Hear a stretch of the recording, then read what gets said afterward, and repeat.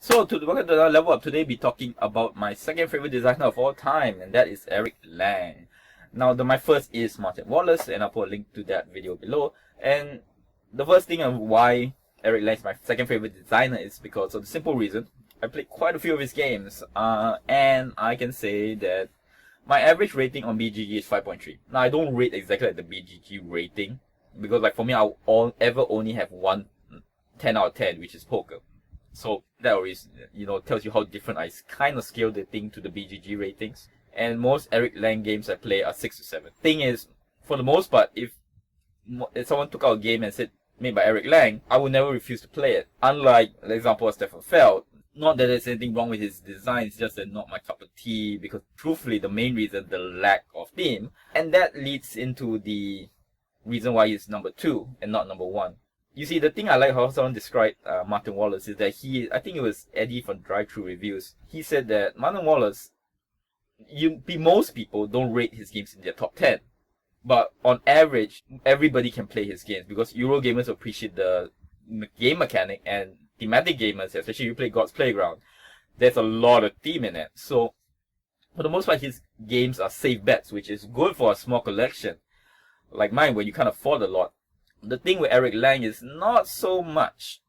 For him, when you take out his games, the Eurogamers do tend to go, there's enough luck that makes the Eurogamers tend to feel like they rather play something else.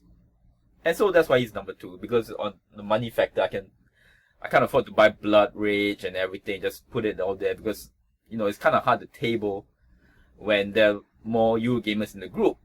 So actually, that's a strange one reason why he's number 2, compared to Martin Wallace. So of all the goods, alright, one thing, very innovative. If you ever look at all his designs, literally from XCOM, one of the first app games, meaning that he's not afraid of change, all the way to, let's say, one of his LCGs, they play so differently, and yet, it works. Like example, you play his old design, Midgard. I actually like that better than Blood Rage. But between the games I just talked about, literally, they're so different mechanics. Unlike with certain designers, it's like literally non-stop same kind of game types or same game mechanics, rondel or whatever. Which I know it's very hard to design a game, but with Eric Lang, let's say you had a whole shelf of his design, you have variety. The other thing is, his games are well balanced. Definitely a lot of playtesting has gone through. He has definitely thought about the game a lot.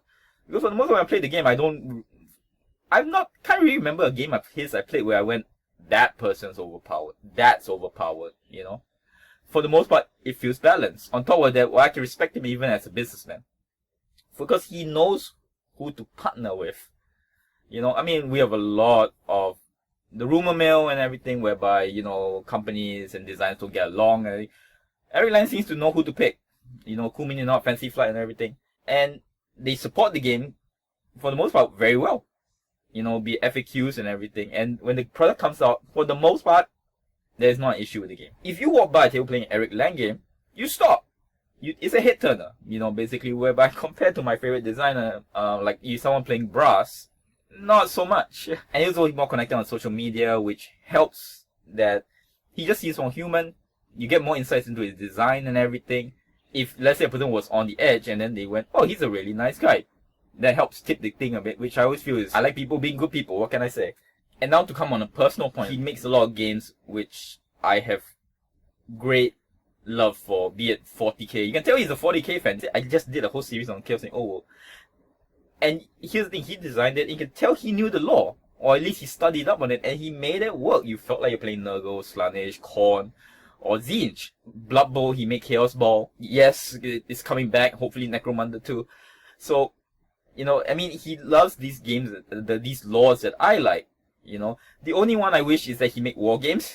Maybe a more war-y game, like a big war map kind of thing. But that's okay. For the most part, in terms of like fantasy stuff or sci-fi, he likes the same things that I like. Games Workshop, Magic the Gathering, and all that. So when the games he comes out with, I always have that connection. I feel like there is a connection in a way. So in conclusion, Eric Lang, innovative, has a huge variety of games of different types, which will fill anybody's slate.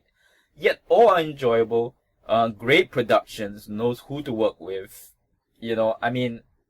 and seems like an absolutely nice guy. So definitely thumbs up from me, and maybe not for all Eurogamers, but although that might change, who knows, with his future designs and all, definitely one of the best designers around, and definitely one of the most prolific right now. The amount of games he comes up, I can't imagine how he even finds time to do anything else. So thank you very much. Till next word.